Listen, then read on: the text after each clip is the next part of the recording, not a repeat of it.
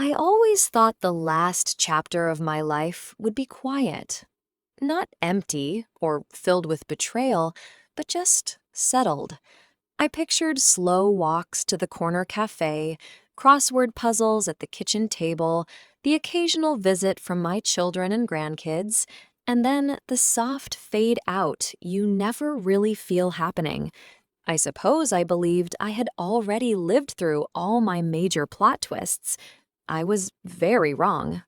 Before we start, please take a second to like, share, and subscribe, because what happened to me at 68 is something every woman over 50 needs to hear. My name is Margaret Hale, but most people who know me well call me Maggie. For 46 years, I lived in the same narrow little house on a side street in Venice, California, 3 blocks from the canals and about a 10-minute walk from the beach if you don't stop to catch your breath. When my late husband, Robert, bought it back in 1979, people laughed at him. "It's grimy down there," his brother had said. "You're paying $85,000 for a shoebox." Robert just smiled and shook his head. "Beauty moves before money does," he told him. "I'm just following the beauty." Back then, Venice was a little rough around the edges. Graffiti on the walls, strange characters on the boardwalk, surfers hauling their boards down our street at dawn. Our house had peeling paint, a fence that leaned like it was tired, and pipes that rattled whenever we flushed. It never looked like much from the outside, but we made a life there. We raised all 3 of our children inside those walls. David, our eldest, arrived first, serious even as a baby, brow furrowed like he was born worried about bills. Then Susan, 2 years later, with her sharp eyes and sharper tongue. Finally Brian, the baby, who charmed his way out of almost every consequence with that lopsided grin. Life moved forward in that house. Birthdays, school concerts, scraped knees, slammed doors. Robert worked as a high school math teacher. I did bookkeeping part-time when the kids were young, then full-time once they all hit high school. We never felt rich, but the bills were always paid, there was always food in the pantry, and the house, our strange little shoebox, wrapped itself around us like a stubborn, drafty hug. Eventually, the neighborhood changed while we weren't looking. First came the artists and the weird little galleries. Then the tech companies, with their shiny buses and employees who jogged at lunchtime. Then came the developers. We saw old bungalows get torn down and replaced with sharp, white boxes of glass and metal, all minimalism and no soul. Houses that used to hold entire families suddenly became the weekend playgrounds of people who flew in from New York.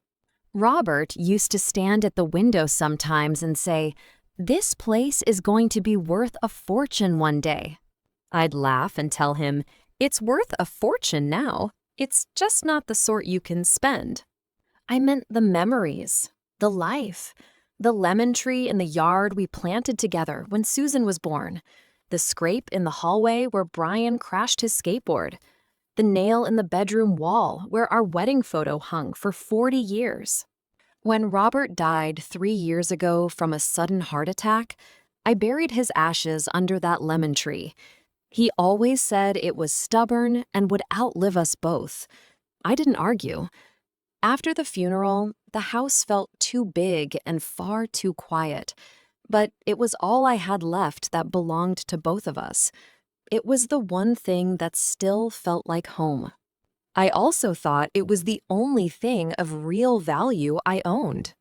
I had no idea just how valuable other people thought I was sitting on. In the first year after Robert passed, my children were around constantly. David helped with paperwork and probate, Susan handled the insurance, and Brian fixed whatever broke before I even noticed it. They brought me meals, sat with me in silence when I couldn't speak, and made sure I never woke up to an empty house in those first raw months. But grief is like smoke. It starts thick, choking everything, and then it thins out until people stop seeing it. Eventually, my tears dried. The casseroles stopped coming. The visits grew less frequent, but also different. The first sign was subtle. David came by one afternoon in early spring, still wearing his blazer from work. He used to walk in, toss his keys in the old blue bowl by the door, and head straight to the fridge like he never moved out. That day, he kept his jacket on and hovered near the kitchen doorway, like he was a guest.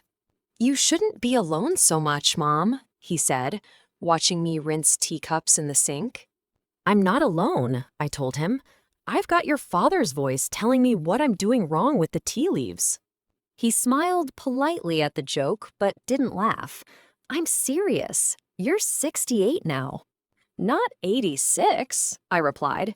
"You say that number like the second digit means there's a countdown attached." He sighed. "That's not what I mean. We're just thinking ahead." "About what?" I asked.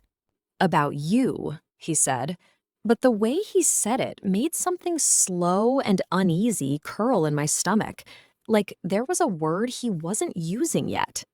A week later, Susan arrived with glossy brochures in a neat folder.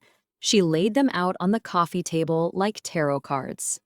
"Aging in place," she announced. "We've been doing some research." "We?" I repeated.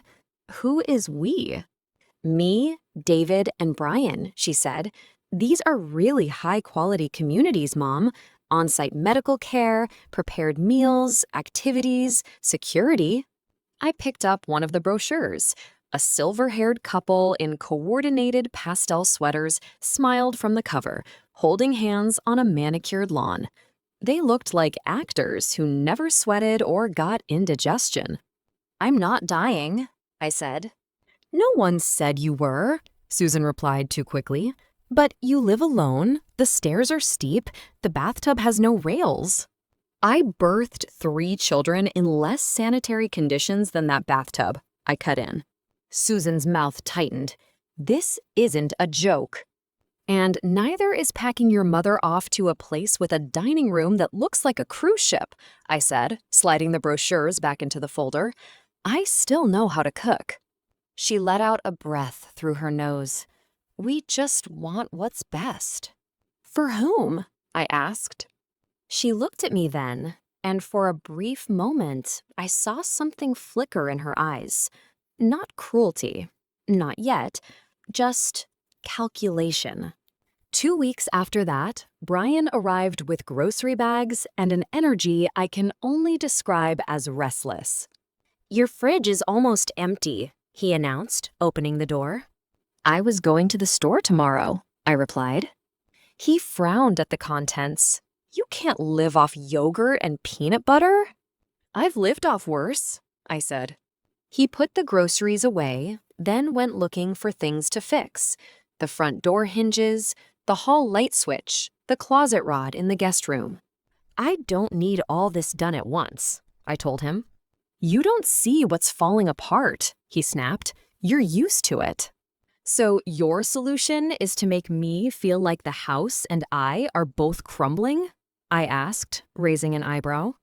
He looked guilty for a half second, then covered it with irritation. "You're twisting my words." I didn't respond, but another knot joined the first one in my stomach. The night that truly changed everything started quietly. David and Susan were over for dinner. Brian had texted that he couldn't make it, again, which had become his standard message for anything that wasn't convenient. We ate chicken and roasted vegetables at the old kitchen table. They made conversation about their jobs, their kids, the traffic on the 405. No one asked about my sleep or my heart or my days. It was as if I were hosting a polite gathering in a house they had already mentally moved out of. After dessert, I told them I was tired and heading upstairs. I kissed them both on the cheek, then climbed the staircase, moving carefully, but not because I couldn't manage it. I moved slowly because I wanted time to think. At the top, I stopped. I didn't turn on the bedroom light. I didn't close my door. I sat on the 3rd step from the top, the one that never creaked, and listened. At first, all I heard was the clink of plates, the running water, the low murmur of voices. Then my name cut through. "She doesn't suspect anything," Susan whispered. My fingers tightened around the banister. David exhaled. "We have to move faster. The market's still good right now, but if we wait—" "She's so stubborn," Susan said. "If we push too hard, she'll dig in." "We don't need her to agree," David replied. "We just need her signature. Once that's done, this all becomes a lot simpler." "What about the house?" Susan asked. There was a pause, long enough for the blood to roar in my ears. "That's the whole point," he said quietly. I felt something in my chest go cold and very, very still. "Brian's on board?"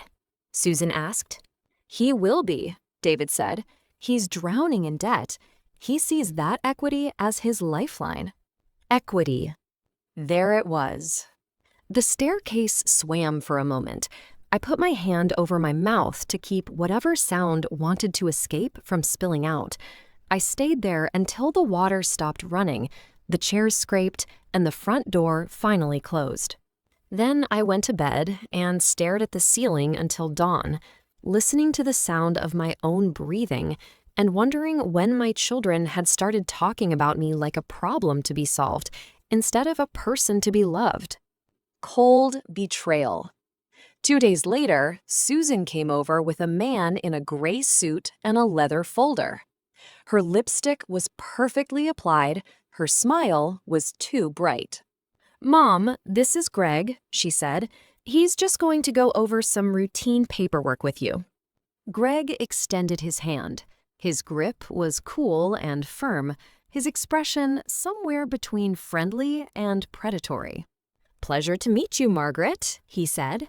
"I've heard so much about you." "I can't say the same," I replied, not taking his hand. "What paperwork?" He sat down at the dining table and opened the folder. Nothing scary, just a general power of attorney, very standard at your stage of life. My stage of life. He slid the document toward me. There was my full name, my address, my date of birth, all neatly typed. David and Susan's names were listed as agents. The legal language was dense and deliberately exhausting. "This would authorize your children to help manage things if you're ever unable," Greg explained smoothly. "Pay bills, make financial decisions, sign documents on your behalf." "Sell my house?" I asked. He didn't blink. "Only if it were in your best interest." "Define best interest," I said.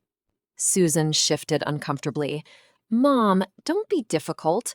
This is just to keep you safe." "From what?" I asked. "Myself?"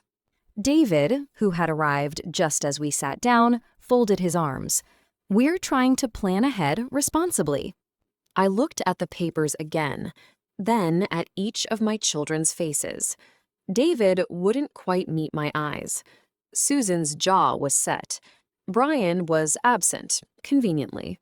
"I appreciate your concern," I said calmly, sliding the folder back toward Greg. "But I'm not signing anything today." "You can take your time to think about it," Greg said, his smile tightening. "I didn't say I needed time," I replied. "I said I'm not signing." Susan's eyes flashed. "Mom, you're being stubborn." "And you're asking me to hand you the keys to my life," I replied. "I think stubbornness is appropriate." David sighed. "This would make everything easier for us if something happens to you." "If something happens to me," I said, standing up, "you'll be informed. Until then, I remain the person everything happens to, and I'll keep the pen. Thank you." Susan opened her mouth to argue, but Greg quickly stood. "We can revisit this another time," he said. "No rush." The rush, of course, was the whole point. After they left, I made a pot of tea with trembling hands. I carried my cup out to the backyard and sat by the lemon tree, staring at the spot where Robert's ashes were buried. "Well," I said quietly, "it seems our children are in a hurry to become orphans with benefits." The wind rustled the leaves like a dry laugh. The next person to knock some reality into me was Tyler, the college student who lived across the street in a rental with 3 other boys who seemed permanently attached to their surfboards. He shuffled up the walkway one afternoon, board under one arm, hair still dripping seawater. "Mrs. Hale, you got a sec?" he asked. "Always," I said. "Come in before you drip on the hydrangeas." He hesitated, glancing back at the street. I'll stay out here. This is kind of weird." "After living opposite you and your friends for 3 years, I have a high threshold for weird," I said mildly. "What is it?" He ran a hand through his hair. "So, in the last couple of weeks, 3 different real estate people have come by. Not the usual ones. Fancy cars, really expensive shoes. They've all asked if this house is going to be available soon." "Available?" I repeated. "Did they say why they thought that?" One of them said, and I quote, "We've been told there's a transition plan in place." I felt like the ground shifted under my slippers. "I told them I didn't know what they were talking about," Tyler continued quickly. "I just thought you should know." "Thank you," I said, my voice thinner than I liked. "You did the right thing." "Can I ask you something?" he said, shifting his board from one arm to the other. "Are you thinking of moving?" "Once upon a time, I would have said no," I replied. "Now I'm thinking that fairy tales and floor plans have more in common than I realized. They both depend heavily on who's doing the telling." He blinked. Cool.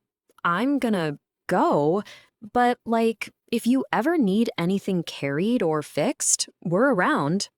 "I know," I said. "You boys have done more for me in 3 years than some people have in 30. After he left, I went inside and sat down at the ancient desktop computer Robert insisted on buying 10 years ago so we could join the 21st century. I stared at the browser icon for a long time before clicking it.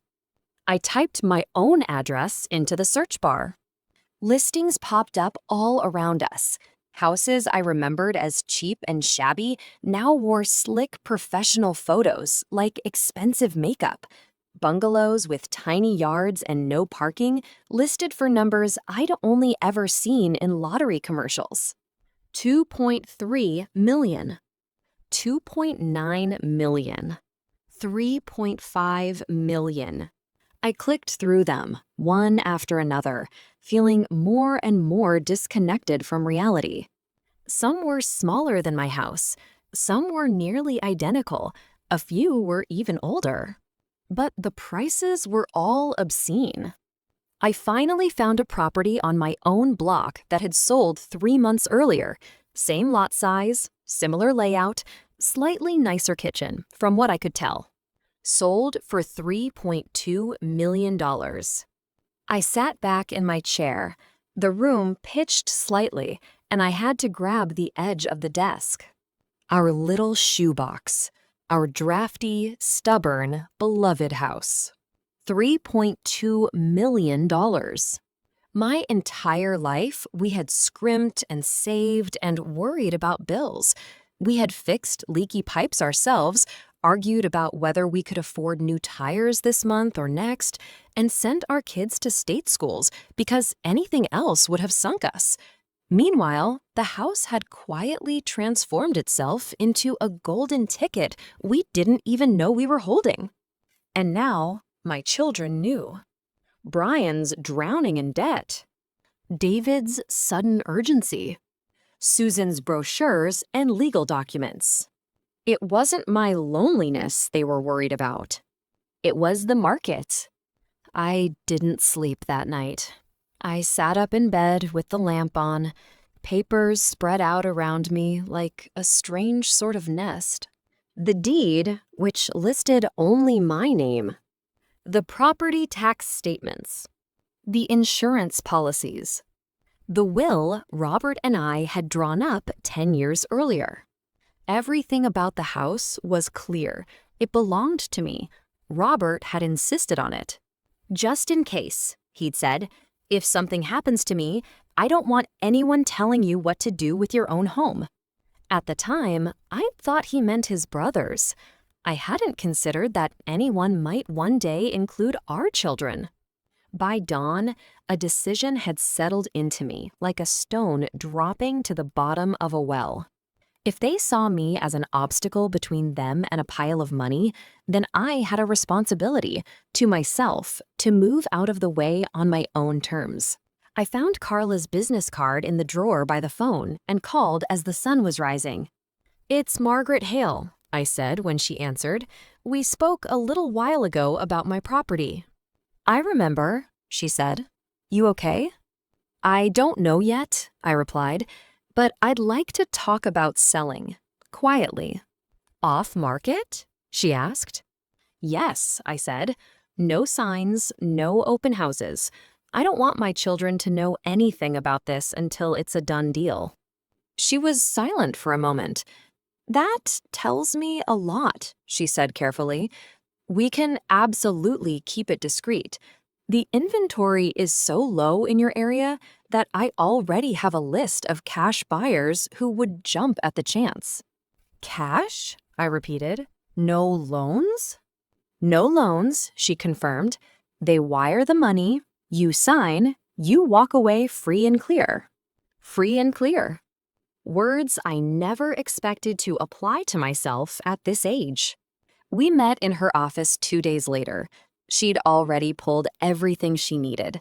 Within a week, she had 3 serious offers, all above $3 million. I picked the one that came with the firmest commitment to a quick close and no contingencies. 30 days. 30 days to unwind 46 years of life, pack what mattered, and build an escape route my children couldn't block. During those 30 days, their behavior shifted again, like they could smell something in the air changing but couldn't locate the source. David started dropping by unannounced, opening drawers, making small comments. "You've got a lot of clutter, Mom," he said once, looking at the shelves in the hallway. "If we end up moving you, this is going to be a nightmare to sort through." "Then perhaps you should declutter your expectations now," I replied. He forced a laugh, then casually asked, "Have you thought more about those papers?" "Yes," I said. "And?" he pressed. "I've decided I like holding the pen," I replied. "Gives my hands something to do." His jaw clenched. "You're being unreasonable." "You've repeated that your entire life, whenever I do something you don't like," I said mildly. "It's lost its sting." Susan's approach shifted from persuasion to pressure. She began arriving with empty boxes, flattened cardboard that she stacked in the corner of the dining room. "These are just in case," she said. "It'll make things easier if we're ready." "If we're ready for what?" I asked. "When it's time to move you," she said, as if it were the most obvious thing in the world. Brian's behavior was the least subtle. He became openly irritable, sniping about everything from the age of my couch to the state of my car. "You can't keep that thing," he said one afternoon, nodding toward my old Toyota parked at the curb. "It's a death trap." "It passed inspection," I said. "Those mechanics will sign anything," he scoffed. "You need something safer." "Are you offering to buy me a new car?" I asked. He hesitated. "Well, when we free up some equity, I figured we could—" I held up a hand. "Stop right there." He looked at me, eyes flashing. "What?" "You said we and equity in the same sentence," I replied. "You might want to be more careful about that." "You're twisting my words again," he snapped. "God, you always do this. No wonder Dad—" He stopped himself, but the damage was done. "No wonder. Dad, what?" I asked quietly. He looked away. "Forget it." "No wonder Dad didn't leave you the house," I finished silently. Except he had. To me. Not to them. The first major confrontation came 2 weeks before closing. David showed up with another set of papers, this time thinner but more insistent. Susan followed him in, face tight. Brian arrived last, already tense, like he'd spent the car ride rehearsing lines. "We need to talk," David said, not bothering with small talk. "That phrase has never led to anything good in human history," I replied, "but go ahead." He laid the papers on the table. "These are from a very reputable assisted living facility in Encino. They have an opening. It's a great deal. We're holding it for you." "You're holding it," I repeated, "like a concert ticket." "Mom, be serious," Susan said. "The longer we wait, the harder this is going to be on everyone." Brian crossed his arms. "You can't keep pretending you're fine here. What if you fall? What if something happens and nobody knows?" "I have neighbors," I said. "Friends, a telephone. I'm not stranded on a glacier." David tapped the papers. "These lock in your spot and your rate. We can sell the house, pay for your care, and—" "There it is," I said softly. "Say that again?" He frowned. "Sell the house, pay for your care, and use what's left to make sure everything's in order for the future." "For whose future?" I asked. "Ours too," Brian blurted. "Why pretend otherwise? It's not like you're going to be around forever." Susan shot him a warning look, but the word hung in the air between us, sour and heavy. "Forever," I repeated. "Is that what this feels like to you? An obstacle that never dies?" "Oh my God, no one said that," Susan protested. "Why do you always go to extremes?" "Because you're asking me to sign away my home," I replied. "My autonomy, my right to make decisions while I'm still perfectly capable." David rubbed his forehead. "You're making this so much harder than it needs to be." "For whom?" I asked again. None of them answered. Instead, David pushed the papers closer. "Just sign, Mom. We'll handle the rest. You won't have to worry about anything." I looked down at the dotted line. Then I looked up at my children, 3 adults who used to climb into my lap when they were scared, who used to cry when they scraped their knees, who used to beg me to stay in their room until they fell asleep. Now, they wanted me sedated by convenience and legally sidelined. "I'm not signing," I said. Brian slammed his hand on the table, making the cups rattle. "You're being selfish." I met his eyes. For the first time in my life, maybe I am. They left angry that day. The silence afterward felt heavier than their presence. That night, I pulled out a suitcase and put it under my bed. It was time to start packing. The last week in the house felt like living in 2 different realities at once. In one reality, I was still Mom, making coffee, watering the plants, folding laundry. In the other, I was an invisible project being traded in whispered phone calls and urgent text messages. I started noticing things. A real estate business card left on the kitchen counter after David's visit. A printout of property tax records half stuffed into Susan's purse. Brian's searching glances at the yard as if he were already imagining a swimming pool where the lemon tree stood. I pretended not to see. Carla moved quickly. The buyer, an investor from San Francisco who wanted a pied-à-terre near the beach, sent proof of funds that made my head spin. The closing date held firm. The title company handed me documents that confirmed, in language even I could understand, that I alone had the right to sell. On the last night, I walked through every room, touching the door frames, running my hand along the walls.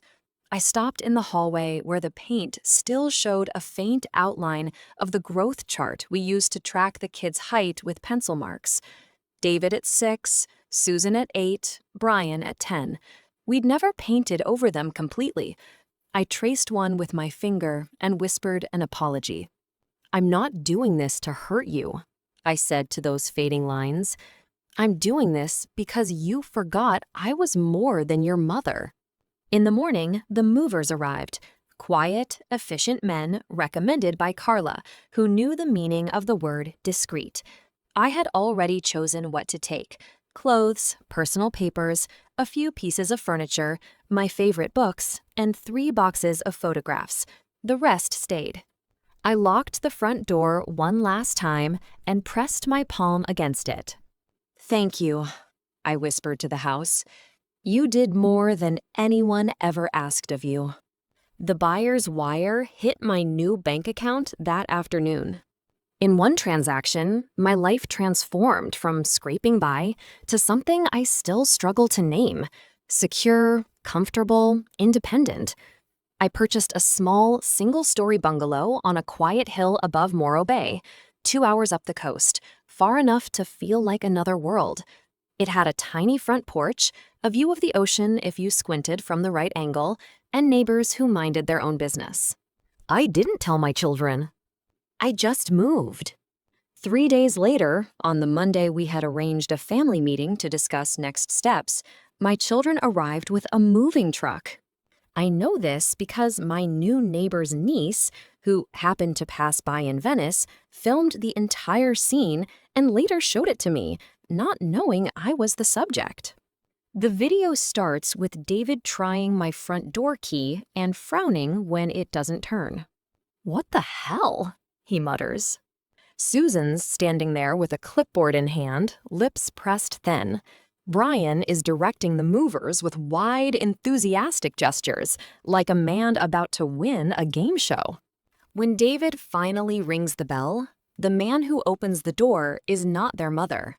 He's in his 50s, wearing jeans and a t-shirt that says Silicon Valley, but at the beach. Can I help you? He asks, leaning on the doorframe. This is our mother's house, Susan says firmly. We're here to move her. The man looks genuinely confused. I bought this house last week. From Margaret Hale. Is that your mother? David goes white. Brian's arms drop to his sides.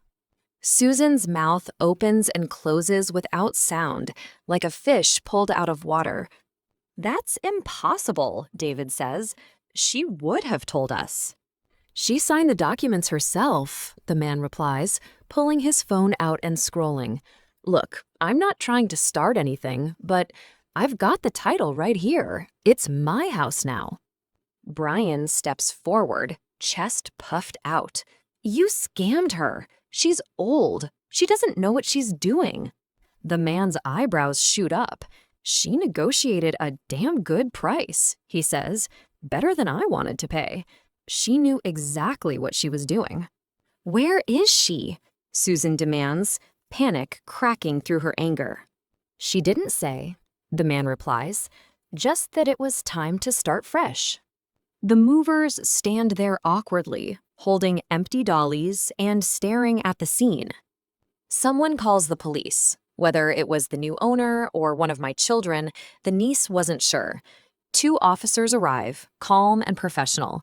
They examine the paperwork, confirm the sale, and gently but firmly explain to my children that they have no legal claim to the property. This must be some kind of mistake, David insists. If it is, it's not a criminal one, the older officer says. Your mother was the legal owner, and she exercised her right to sell. That's the long and short of it.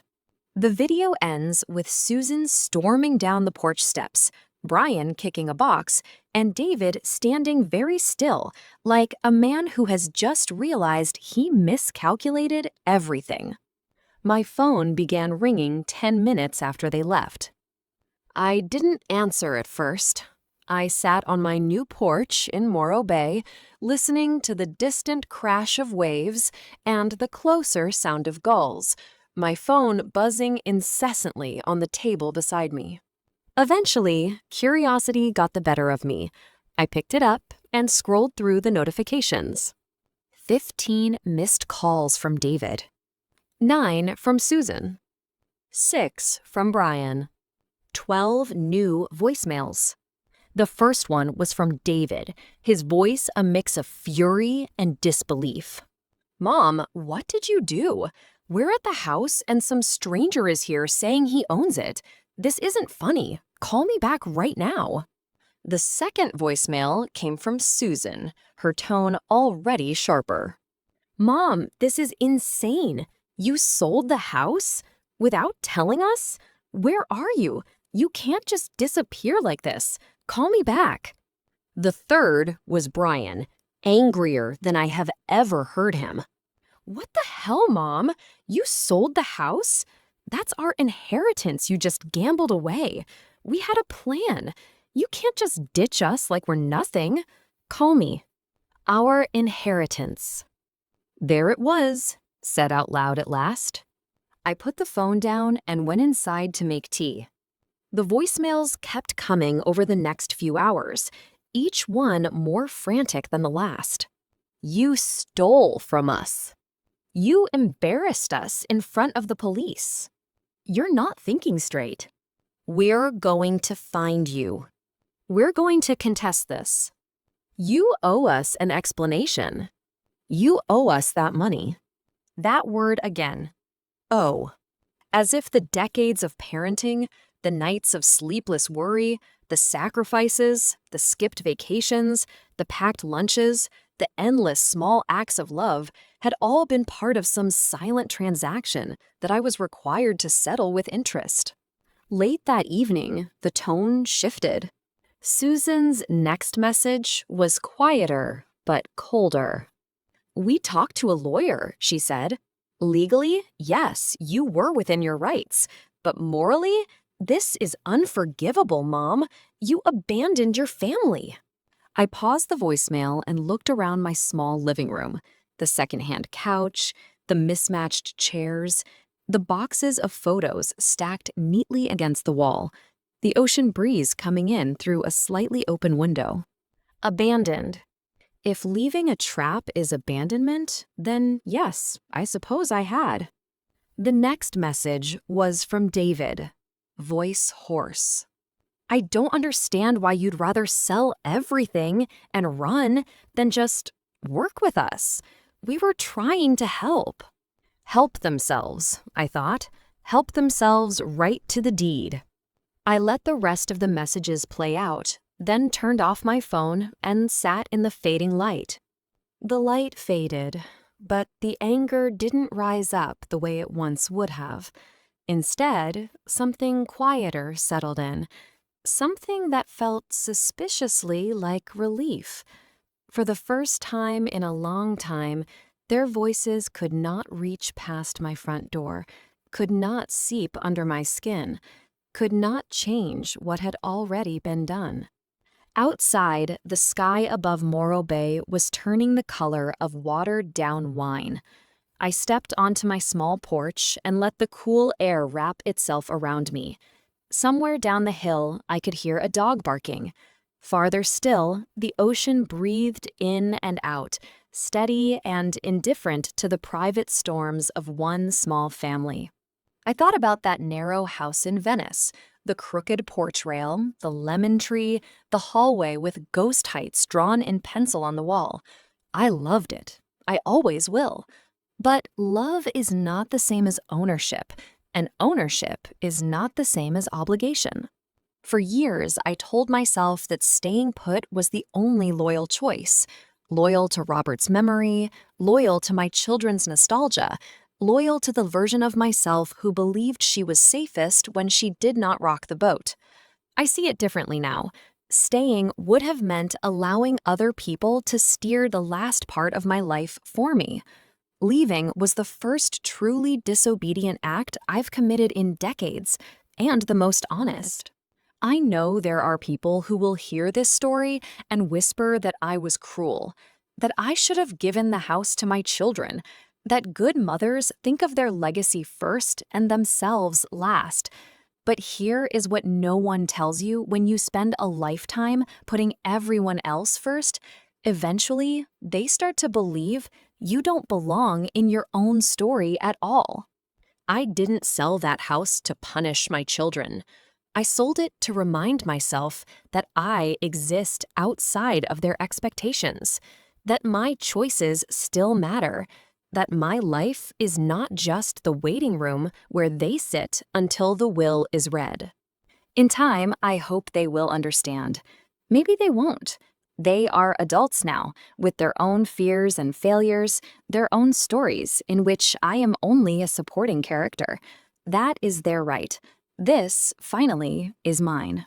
Most mornings now, I walk down to the lookout with a thermos of coffee and watch the fog lift off the water. No one knows how many zeros sit quietly in my bank account. No one is circling my house with clipboards. No one is rehearsing speeches about what would be best for me.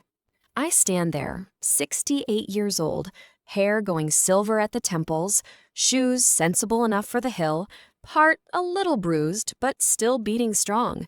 And for the first time in a very long time, I feel mine, my time, my decisions, my ending.